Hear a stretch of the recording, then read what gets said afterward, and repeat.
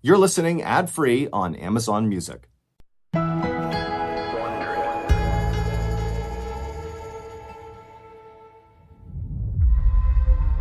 The emergency room physician raced to his patient's bedside and jammed a long, hollow tube down the unconscious man's throat. He fed the tube down the man's esophagus, down into his stomach. Once it was in place, he attached a large syringe full of water to the tube. He depressed the plunger on the syringe, forcing the water down the tube and into the man's stomach. Then, the doctor slowly retracted the plunger on the syringe, creating suction. Fluid immediately emptied out of the man's stomach and back into the syringe. The doctor dumped that fluid into a bucket beside the bed and then repeated that process over and over again until he was certain that every ounce of food had been emptied from the man's stomach. The doctor hoped that, along with the liquid and bile, came whatever poison had made this old man sick in the first place. The poison that caused this man to collapse on the sidewalk, gasping for air as his skin turned a bright sky blue.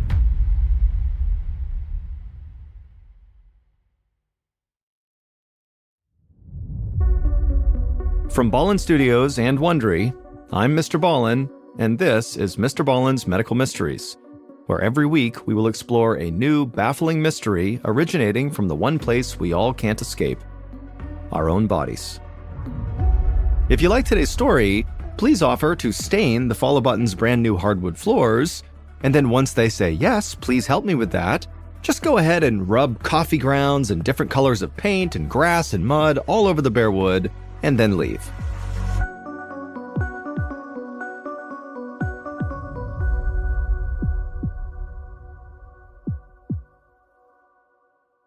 This episode is called The Man with the Blue Skin.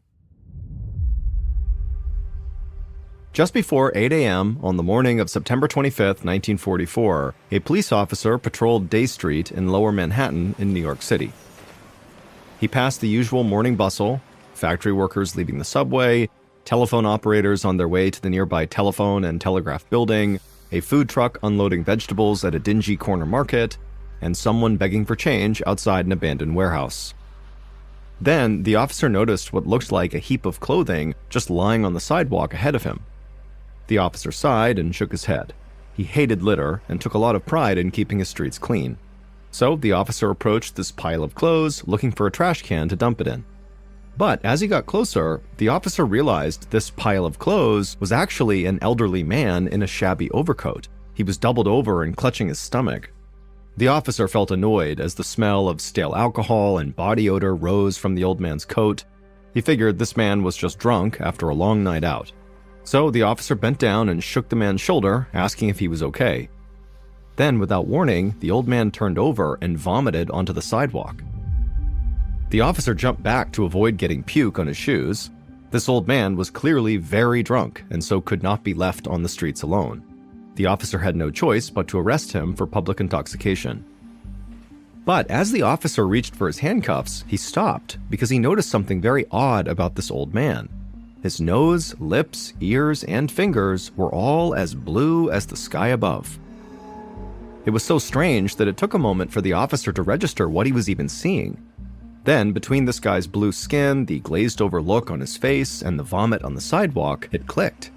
This was not public intoxication, this was a medical emergency. So the officer ran to a payphone and called dispatch and requested an ambulance. Luckily, there was an emergency room close by at Beekman Downtown Hospital. The hospital was only 6 blocks away, so an ambulance arrived in just a matter of minutes. The officer helped one of the emergency responders hoist the old man off the sidewalk and onto a stretcher, and then they loaded him into the back of the ambulance. The officer took a step back as the ambulance driver closed the door and then sped away. After the ambulance had disappeared around the corner and the police officer had resumed his beat, he thought to himself, in all his years on the force, that might have been the strangest thing he'd ever come across. A few minutes later, an attending physician named Dr. Francis Stevens ran outside of Beekman Downtown Hospital. He'd been notified about the incoming patient with the sky blue skin, and now he was rushing to meet the ambulance, pulling up out in front. Dr. Stevens helped the ambulance driver pull out a stretcher, and then using it, they carried the old man inside. The driver explained that although the old man had been awake when he was loaded into the ambulance, He had lost consciousness during the short drive to the hospital. Dr. Stevens nodded, guessing that his new patient had likely passed out from shock. He could tell from the man's skin color alone that his heart must not be pumping enough blood through his body, which meant he was at risk of a heart attack. As they transferred the old man from his stretcher to an actual hospital bed, Dr. Stevens saw that nearly half of this man's body had turned blue. Dr. Stevens jumped into action. They only had minutes to supply the old man's body with oxygen and then get his heart to pump it through his bloodstream. Without immediate treatment, this man would die. Dr. Stevens figured that the old man must have ingested something that made him this sick, so he raced to pump the man's stomach until he was sure it was empty. This meant that whatever had made him sick hopefully would not be able to do any more damage. The doctor then strapped an oxygen mask over the old man's face to increase the oxygen in his blood and then gave him stimulants to help his heart pump more efficiently. After this, there was nothing to do but wait. Dr. Stevens looked at the old man lying unconscious in the bed, his skin still bright blue, and the doctor just hoped they had treated him in time to save his life. Later that morning, Dr. Stevens returned to check on the old man and found him lying in bed, fully awake. His lips and fingertips did have a bluish tinge still, but the effect clearly had dramatically lessened. The man said his name was William and that he was 82 years old, and then after that he began looking around the room with very suspicious eyes and demanded to know what had happened to him. Dr. Stevens told William that he had been suffering from a condition known as cyanosis that results from inadequate oxygen in the bloodstream. Cyanosis is known for causing people's skin to turn blue. It was a rare condition, and they weren't sure why William had gotten it. Although Dr. Stevens could assure William that for the time being, the best treatment available was just to rest. This answer did not seem to satisfy William because his next question was, well, when do I get to go home? But before Dr. Stevens could answer him, the doors of the emergency room burst open and another unconscious man was carried into the waiting room. Dr. Stevens rushed from William's side to help this new patient. As the man was laid onto a bed, Dr. Stevens stopped and just stared at him with a look of surprise on his face. This new patient was also an old man dressed in tattered clothes, and as Dr. Stevens bent over him, he noticed that, just like William, this old man's lips, nose, and fingers were also bright blue. So Dr. Stevens administered the same treatment he'd just given William: a stomach pump, an oxygen mask, and heart stimulants. But as he was working on this new patient, Dr. Stevens started to have this sinking feeling in his gut. 2 cyanosis cases on the same day? What was that about? He knew that in rare cases, cyanosis was a symptom of carbon monoxide poisoning. He worried that there might be a gas leak in a nearby building, and in a neighborhood as crowded as Lower Manhattan, that could be disastrous. Dr. Stevens was able to stabilize this new patient's condition, but the doctor didn't have a moment to rest. Almost immediately after the second patient was stable, he heard another ambulance pull up out front, and seconds later, 3 more people were carried in. And from across the room, Dr. Stevens could already see that all 3 of them were elderly, run-down men, and they were all bright blue. Now, Beekman Downtown Hospital had a total of 5 cyanosis patients. Dr. Stevens and his staff worked through the entire morning to save these 3 new blue patients, and then just before lunch, 2 more blue men were carried in, and 10 minutes later, another 2. Dr. Stevens was totally confused. Something in the city had to be making all these men sick, but it just was not clear what it was. By noon, there were 9 ragged elderly men who had blue skin who were laid out in the hospital's beds. Dr. Stevens and his staff ran from bed to bed, administering treatment until all 9 men were totally stabilized and their skin was slowly turning back to its normal color. It was only then that Dr. Stevens had a moment to step back and actually go look at the men's admission papers. These documents revealed that all of the men had been found on sidewalks or in condemned buildings all around the neighborhood. Dr. Stevens didn't know what to make of this, but the fact that the men were coming from different places meant that a single gas leak probably could not have made them all sick. But if it wasn't gas poisoning, what was making these men turn blue? Dr. Stevens worried it could be some kind of airborne illness or virus, and so even though Dr. Stevens did not really know what was going on, He knew it was now time to report this outbreak to the Department of Health. About an hour later, a field epidemiologist with the New York Department of Health named Dr. Ottavio Pelletieri walked through the doors of Beekman Downtown Hospital. He showed his identification to the receptionist and asked to speak with the physician who was in charge. Dr. Pelletieri's job was to investigate possible outbreaks of disease. His eyes wandered around the emergency room. Of the 9 blue-skinned patients laying in the beds against the wall, only 5 of them were awake. Dr. Pelletieri focused on William, who was the first patient brought in that morning. William was sitting upright in his bed, his skin still somewhat blue, but he was clearly feeling better. Dr. Pelletieri walked over and introduced himself. He asked William about his morning. The old man coughed into his fist and then thought for a moment. He said at first it was just an ordinary day. He'd woken up in a nearby rooming house called the Globe Hotel, which was a crumbling, dingy building filled with as many twin beds as possible. After waking up, William said that he wandered down to breakfast at the Eclipse cafeteria, where low-income people could get a hot meal very cheap. He ate some oatmeal and drank some coffee, and then started back to his boarding house. And when he reached the sidewalk right outside of the Globe Hotel, he suddenly started feeling these stabbing pains inside of his stomach. Then he fell to the ground, and the next thing he knew, he was in this hospital bed. Just as Dr. Pelletieri was about to open his mouth to ask William some follow-up questions, the cyanosis patient in the next bed over piped up and said that he also had eaten at the Eclipse cafeteria that morning. Dr. Pelletieri raised his eyebrows. He stepped away from William's bed and asked the 5 conscious patients if they'd also eaten at Eclipse that morning. And all of them nodded yes, they had. Dr. Pelletieri now knew where to start his investigation.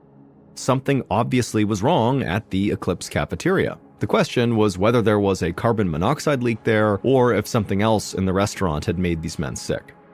It could be food poisoning, though Dr. Pelletieri thought this was unlikely since the symptoms of food poisoning usually take at least 12 hours to manifest, and these men had passed out from pain and shock within just minutes of leaving the Eclipse cafeteria. Dr. Pelletieri then thought of something else that could have caused this quick and sudden illness. He took another sweeping look at the 5 conscious men in front of him and told them he had one more question. He promised they would not be in trouble, but he just had to know whether any of them had used a drug such as heroin that morning. There was a pause as the men stared back at him, but then all of them shook their heads no, and then told Dr. Pelletieri that they were actually drinkers, not drug users. They were all so serious that Dr. Pelletieri immediately believed them. Just then, a nurse walked up behind Dr. Pelletieri and tapped him on the shoulder. She pointed across the room to Dr. Stevens, the ER doctor, who was striding toward him. Dr. Pelletieri gave Dr. Stevens a nod and met him halfway across the room, extending a handshake. After the men shook hands, Dr. Pelletieri explained that he would need blood samples from all 9 patients. They'd be sent to the city toxicologist for overnight testing. Dr. Stevens nodded and agreed to help. For the next 10 minutes, the 2 of them moved from patient to patient, collecting small vials of blood and labeling them carefully. By the time they were done, all but one of the cyanosis patients were awake. The only one who remained asleep was a man named John Marshall. He was laid out in the bed closest to the wall, fully unconscious, skin still pale blue. Dr. Pelletieri looked John up and down before labeling his blood and placing it in a small box with the other samples. It was clear to Dr. Pelletieri that whatever had made these men sick, John must have gotten the worst of it. Dr. Pelletieri grabbed his briefcase full of samples and then left the emergency room. He dropped the samples at his office for testing and then head straight to the Eclipse cafeteria. If he could figure out what had happened, there might still be time to save John's life.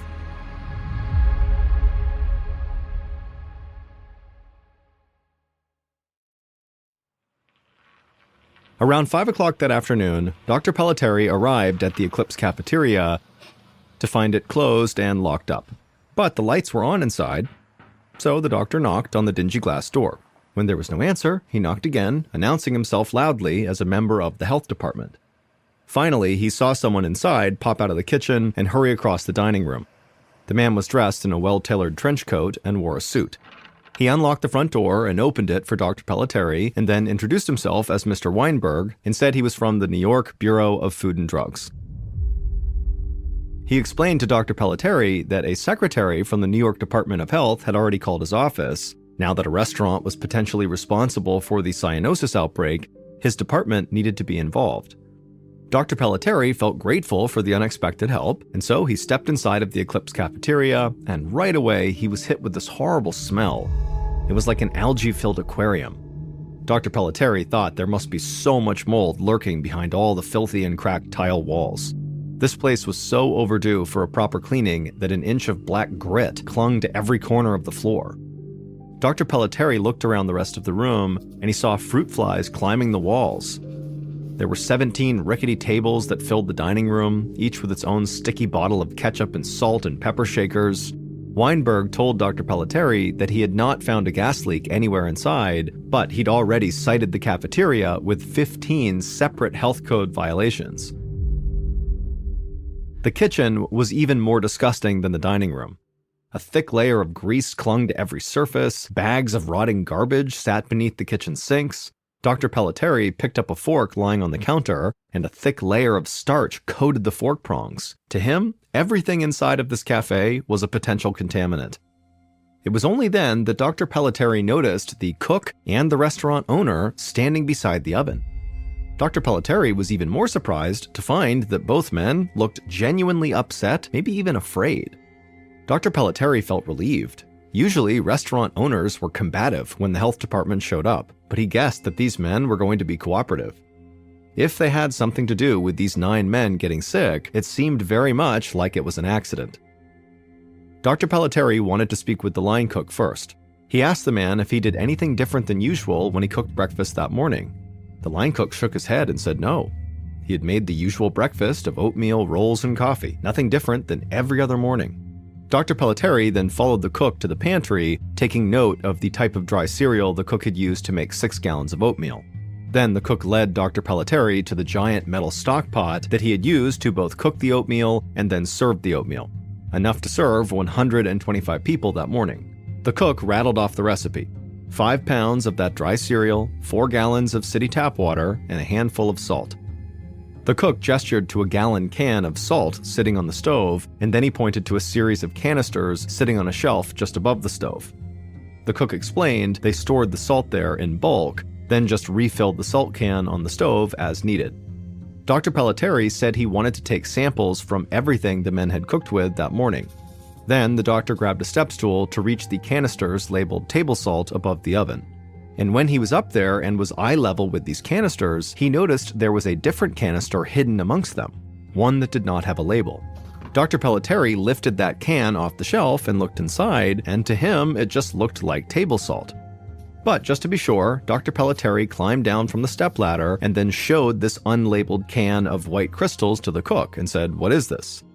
The cook explained that this can contained something known as saltpeter, which was a preservative he used to make corned beef and pastrami.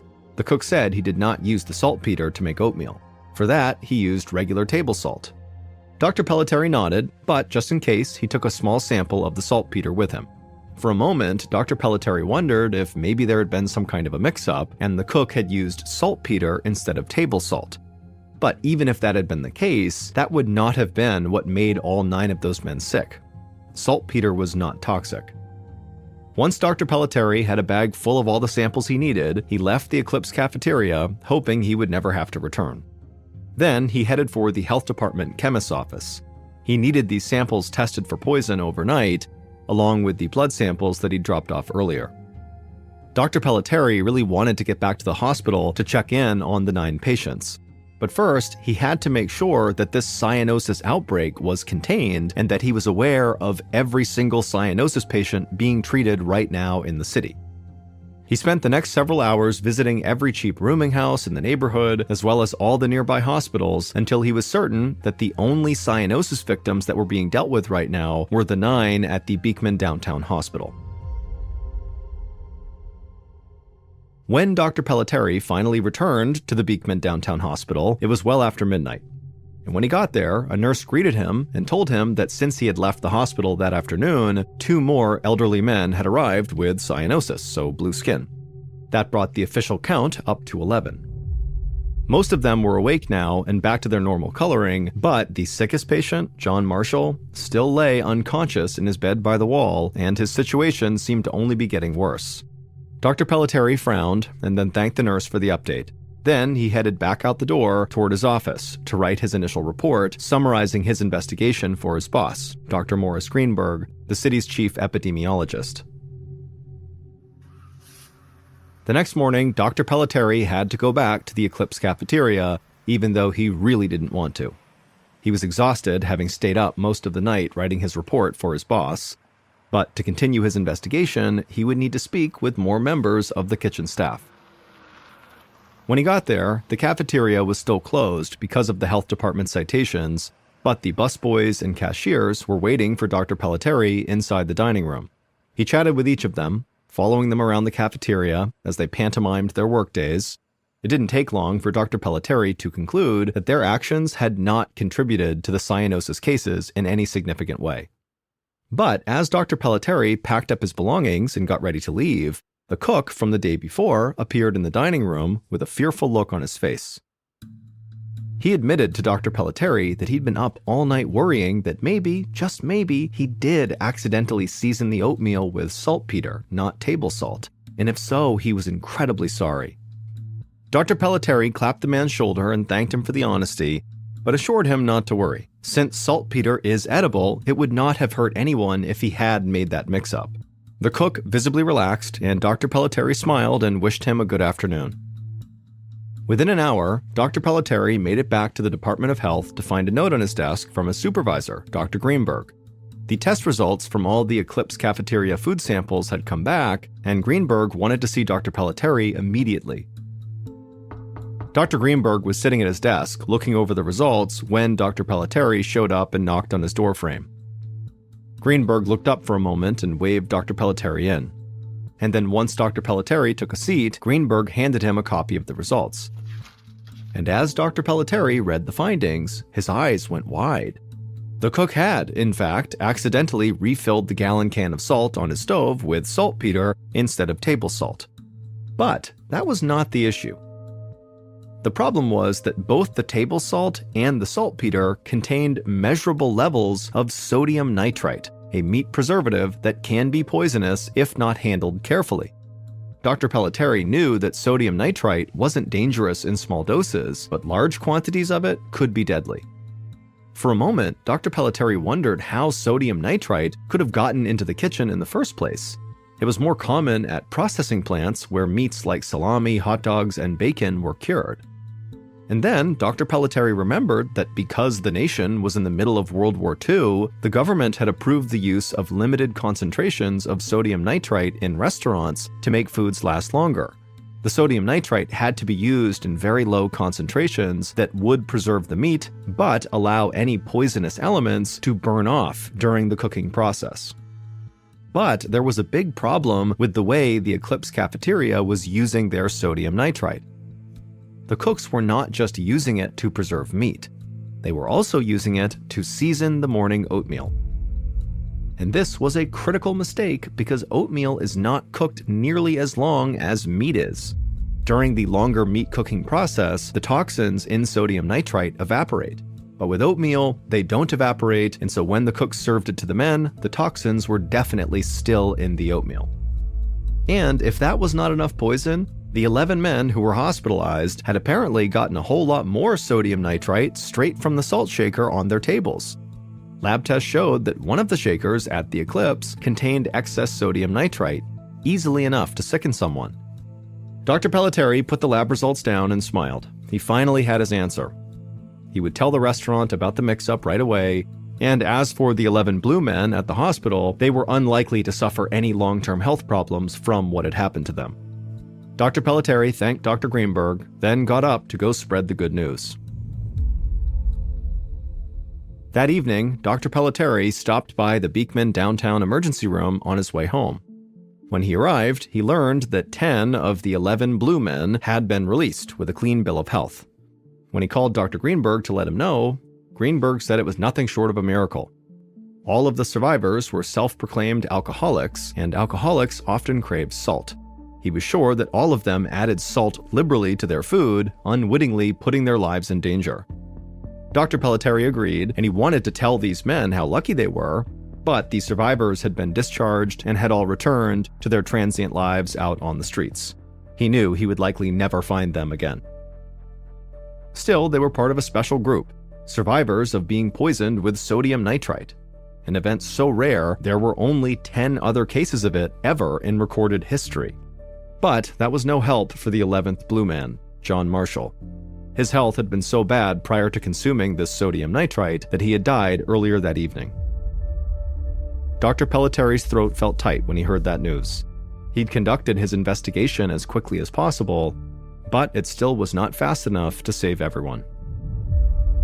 In a very remote section of Alaska, about 20 miles away from Anchorage. The only way to get out to this area was by plane or by boat, and so generally speaking, the only people that came into this area were big-time hunters. After a long day, the two men realized it was starting to get dark and they were still deep in the woods, and so they decided it was time to turn around and start heading back to camp. The journey through the woods was challenging, and so the men walked down to the nearby Kinnick River and walked across an exposed sandbar. And as they walked, they noticed up ahead there was a boot sticking out of the sand. And as they got closer, they realized it wasn't just a boot, there was also a human leg bone still in the boot. Being police officers, they knew the importance of not disturbing a potential crime scene, and so instead they marked on the map where they were, they left the area, and they reported the body to their department. The following day, crime scene technicians came out to that remote area and they very carefully unearthed the remains, which still had women's clothing on them. And then afterwards, they began searching for evidence in the area,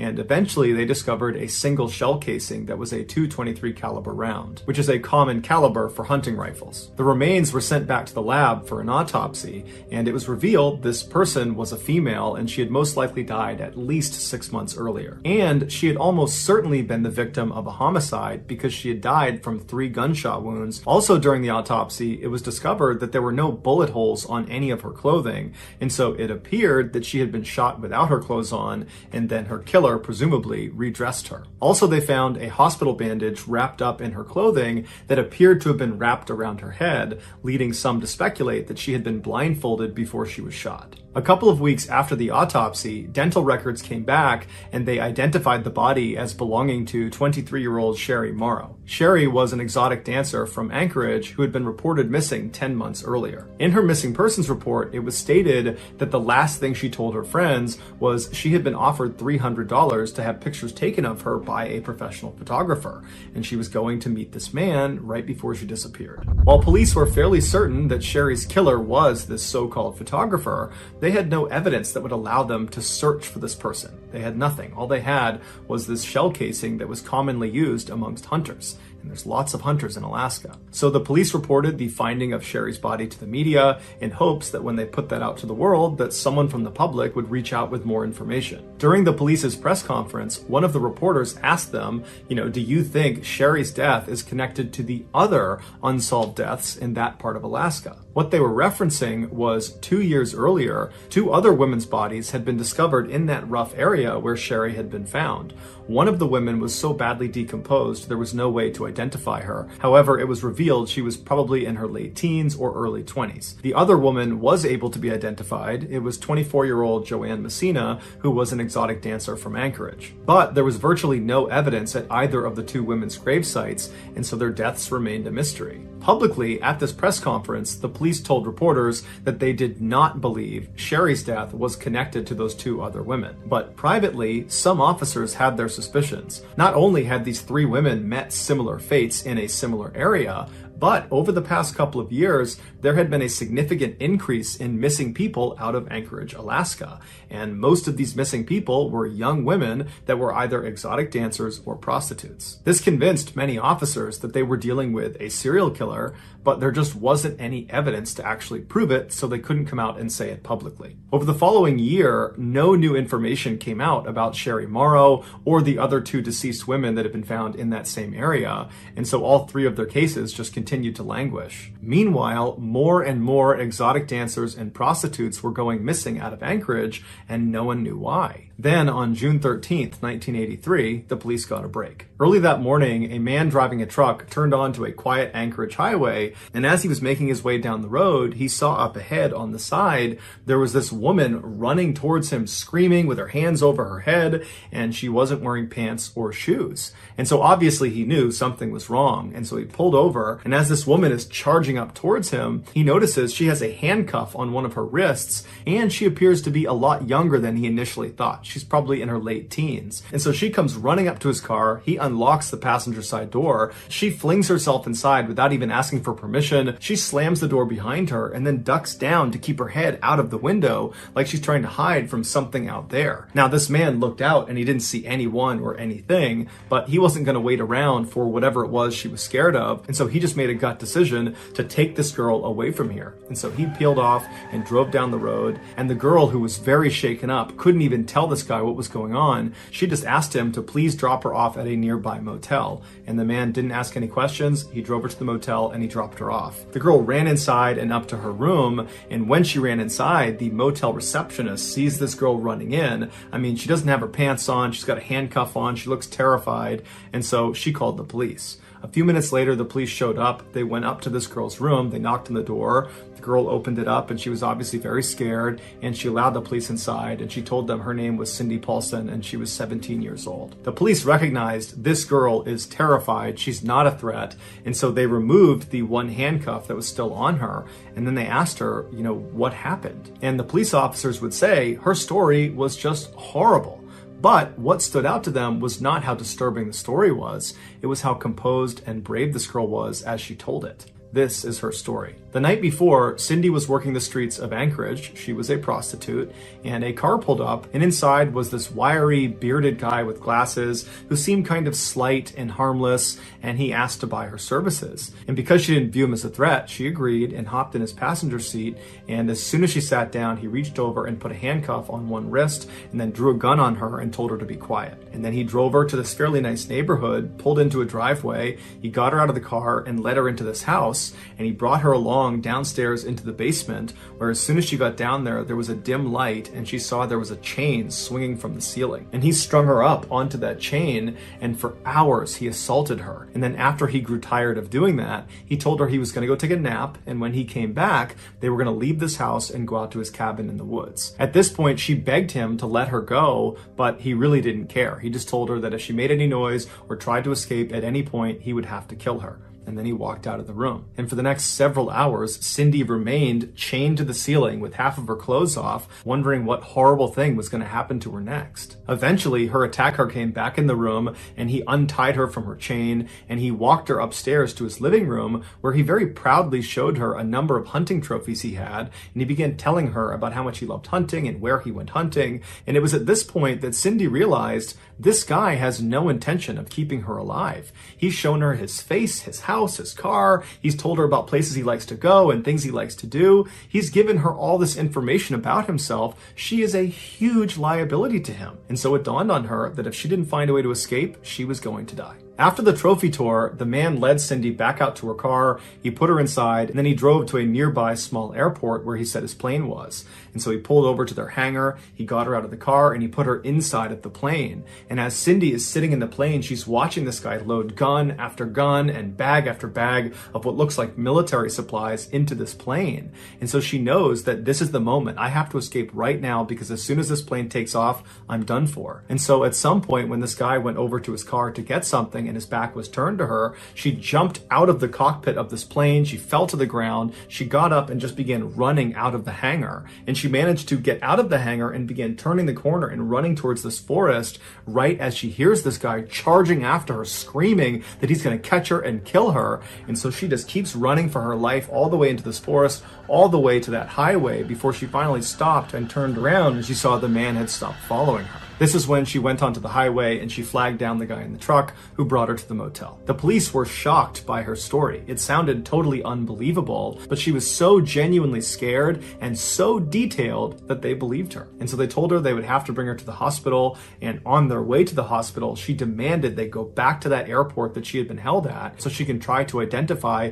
the hangar she had been in, and hopefully the plane would still be in there. And so the police comply, they go into the airport, and Cindy points out the hangar she believes she was in, Hansen. And when they get there, the plane she had been on was still there, but the man, her attacker, was not there. And so the police got out and they began taking down notes about the plane, its different tag numbers and what it looked like. And while they're standing there, the security guard from the airport came over because he saw the police cars, and he told the officers that the night before he had seen the owner of the plane they're looking at acting very suspiciously with something inside of his car. And so on a hunch, he had recorded that man's license plate number, and he gave that number to police. And so the police were able to use that license plate number and some of the numbers on the plane to figure out who owned both vehicles. And it was a local man named Robert Hansen who owned a very successful bakery downtown. After dropping Cindy off at the hospital, the police officers decided to pay a visit to Robert Hansen at his house. When they got there, Robert was actually pulling into his driveway right at the same time, and they saw his car matched the description that Cindy had given of his car.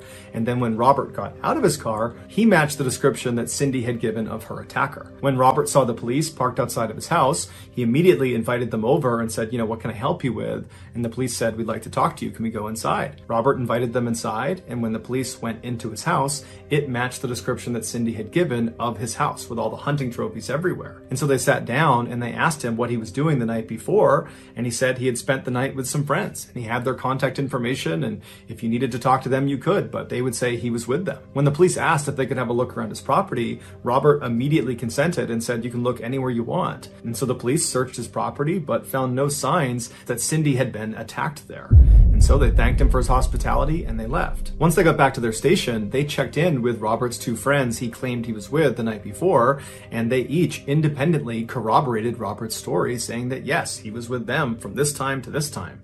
And so it appeared, as unlikely as it seemed, that Robert was telling the truth. And so the police went back to Cindy and they said, are you sure that everything you told us is exactly as you remember it? You didn't exaggerate anything? This is the truth?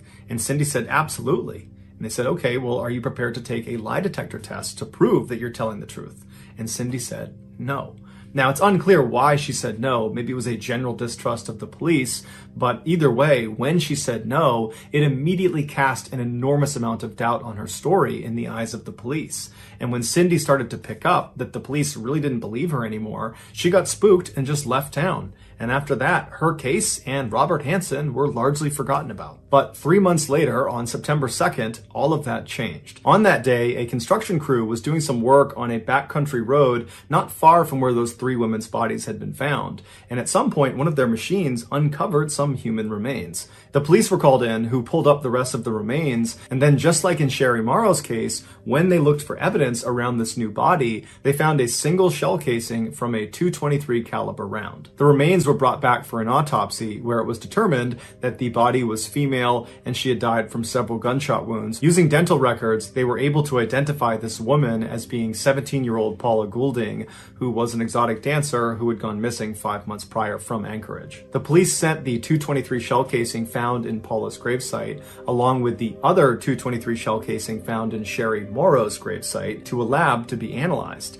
And it was quickly determined that both of these rounds had been fired from the same rifle, and therefore both women had most likely been killed by the same person. This was the moment the police knew they were dealing with a serial killer, and many police officers wanted it to be Robert Hansen. He seemed like the guy, but he had a rock-solid alibi and they had no hard evidence against him. And so without any other suspects, the police turned to a famous FBI profiler, a guy by the name of John Douglas, and they asked him to build a profile of who he think killed Sherry Morrow and Paula Goulding. And when John's report came back, the police were shocked. The profile described a man in his 40s who blended in easily with society. He was well-liked and got along with people and was just a normal guy. And he was successful, probably because he owned a successful business. He was an avid outdoorsman and hunter, and he most likely had a significant speech defect, like a lisp or a stutter. The profile was perfectly describing Robert Hansen. And because of John Douglas's prolific success in correctly identifying killers based on his profiles, when a judge saw this particular profile and saw how neatly it lined up with Robert Hansen, he gave the FBI a search warrant for Robert's house. And this time they would find very damning evidence, like a map of the local area. It was a hunting map, and on it there were 37 X's marked off. And some of those X's coincided coincided with the same area where those 4 women's bodies had been found. They also found a .223 caliber rifle along with a bag of women's jewelry that contained a necklace belonging to Sherry Morrow. As the FBI was carrying evidence out of Robert's house into their truck, a neighbor walked over after seeing all the commotion, and she walked up to one of the agents, and she was very skittish and anxious, and she said, you know, my husband, he's friends with Robert, and he recently pretended to be an alibi for Robert. He had no idea how much trouble he was in, and I certainly didn't know, but I want you guys to know that my husband was lying. He was not with Robert on the night that he said he was. This was the proverbial nail in the coffin for Robert Hansen, because now, without this alibi, he had nothing to hide behind.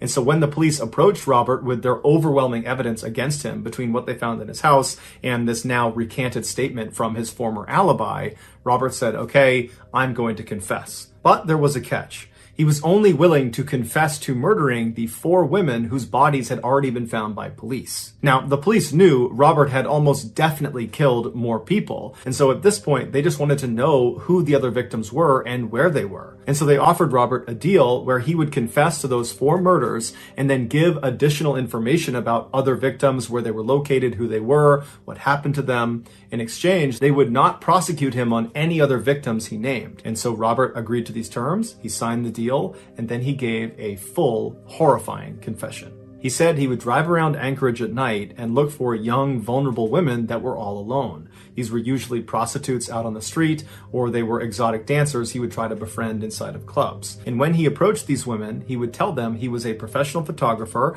and he thought they were beautiful and he wanted to take photos of them, and he would pay them for the photo shoot. And many of these women were aspiring models and they were really excited at this idea, and so they would agree to go.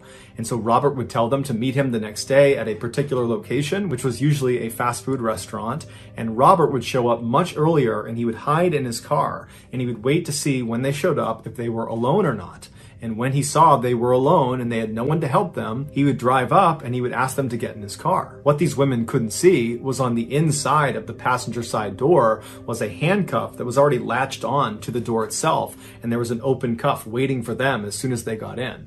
They would get in the car, he would reach over them and act like he was helping them put on their seatbelt, and then as they're kind of looking at him, wondering what he's doing, he would grab their wrist, throw it in the open handcuff, and then he would draw a pistol and hold it against their head and say, "Be quiet." During his confession, Robert bragged to police that he had done this so many times, putting the handcuff on and drawing the pistol, that it was like muscle memory for him. Once he had the women handcuffed inside of his car, he would drive them back to his house and he would bring them into his basement and he would chain them up to the ceiling just like Cindy had described. And then after assaulting them for hours, he would take them out of his basement, put them in his car, drive out to the airport. He would put them in his plane, but unlike Cindy, these women didn't escape. And he would take off and he would fly them out to his cabin, which was not far from where those 4 bodies had been found. Once he got the women into his cabin, he would undress them and put a blindfold on them, and then with their handcuffs still on, he would assist them out the front door and tell them to run. And they would take off as fast as they could into the woods, running into trees, falling over, but just running for their lives, believing their ordeal was now over. They just had to get away from this guy. But what they didn't know is their ordeal was just starting. Robert had no intention of allowing them to escape. He knew there was deep water that surrounded his cabin, and so if they actually made it that far to the water's edge, they would drown. And so Robert would give these women a significant head start to give them the sense that they actually might escape. And then Robert would grab his knife and his hunting rifle and he would head out and begin stalking his prey. And for the next several hours or days, he would walk around the woods looking for these women, and he would just stay off, watching what they were doing. And at some point, he would sneak up on them and he would wound them intentionally, usually with his knife, and then he had a blood trail to follow. And he would follow these dying women who were screaming out for help, and at some point, these women would know they were going to die. There was no hope for them, and they would collapse or they would stop, and at that point, Robert would walk up to them and he would shoot them. Afterwards, he would remove their handcuffs, he would redress them, and then he would bury them in a shallow grave. Before he was carted off to prison to serve a life sentence without the possibility of parole, he was brought out by authorities to help identify where other grave sites were in that hunting area. But he was only able to find 8 additional victims because he would go to different grave sites and the remains would not be there anymore, most likely because animals had ransacked the area, or he just simply forgot where it was, or he didn't want to share any more information with police. Robert never confirmed if all 37 of those X's on that map that was found are actual sites of victims that he buried. But investigators say that's exactly what they were, and in fact, many believe there are other maps with more X's on them. But the police could only confirm 17 victims. If there were more, we probably will never know, because in 2014, Robert died in prison and he took those secrets to the grave. So that's gonna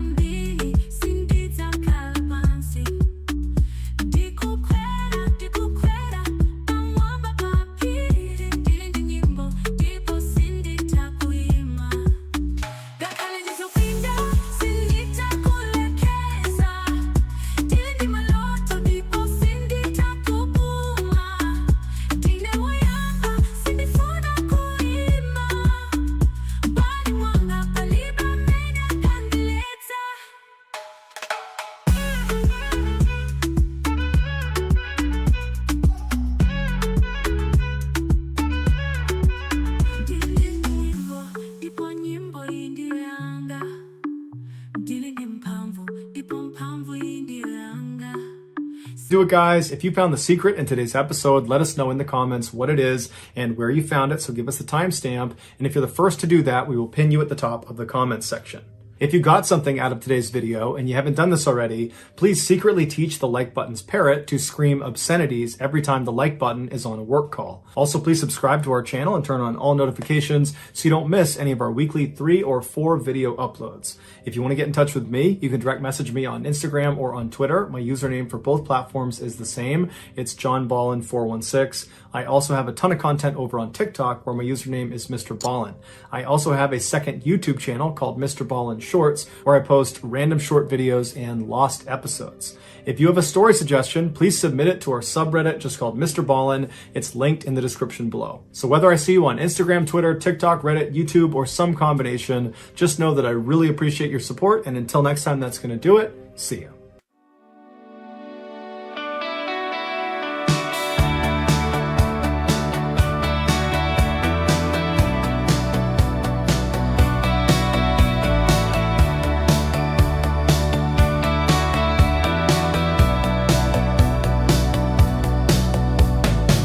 Empty streets and a quiet mind left the heavy shadows all behind. I used to wait for the stars to align, but now I'm drawing my own finish line. The static in the air is fading out. I finally know what I'm talking about. I'm not looking back at the ghost of me. I'm setting every locked up feeling free. Can you hear the rhythm of the rising tide? There's nowhere left for the truth to hide. Oh, we're running to the neon horizons where the sun and the silver moon meet. No more fear, no more cold disguises. We're dancing on the edge of the street. Yeah, the future is a wide open sea. Tossed the mat and I burned the script. Finally found the grip I thought I'd slip. It's funny how the world looks so brand new when you stop seeing it in shades of blue. The engine's humming like a heartbeat now. I'm making it through and I'll show you how. It's not a dream if you're wide awake. It's not a risk if it's a path you take. Break the glass, breathe the silver dust. In this heartbeat we can find